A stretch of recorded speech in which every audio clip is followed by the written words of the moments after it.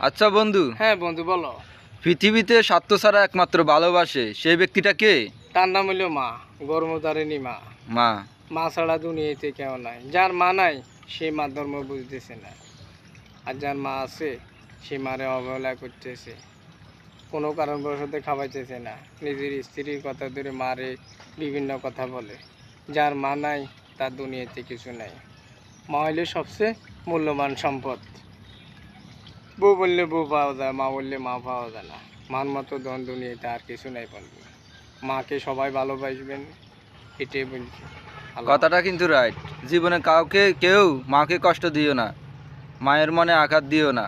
কারণ মায়ের পায়ের নিচে নবীজি বলেছেন মায়ের পায়ের নিচে জান্নাত। ওই জান্নাত যদি পেতে হয় তাহলে মাকে ভালোবাসতে হয়। আমার মতো কেউ কপাল পড়া হয়ে না, জীবনে সব হারাইয়ে আজকে ফাতুর ফকির হয়ে গেলাম। মাকে কেউ কষ্ট দিও না। অবশেষে বুঝতে পারলাম দুনিয়াতে মা ছাড়া আপন কেউ হবে না, স্বার্থ ছাড়া কেউ কারে ভালোবাসবে না, একমাত্র মা ছাড়া কেউ ভালোবাসবে না। সবাই রে টাকা দিলে সবাই পাগল, টাকা নাই, বন্ধু বান্ধব আত্মীয় স্বজন কেউ নাই। কিন্তু মা কখনো সন্তানকে ফালাইতে পারবে না যে বাবা তোর টাকা নাই তবুও চলে আয় আমার বুকে আয়, কখনো ফালাইতে পারবে না। ঠিক আছে, ভিডিওটা ভালো লাগলে শেয়ার করে দিবেন বন্ধুদের কাছে।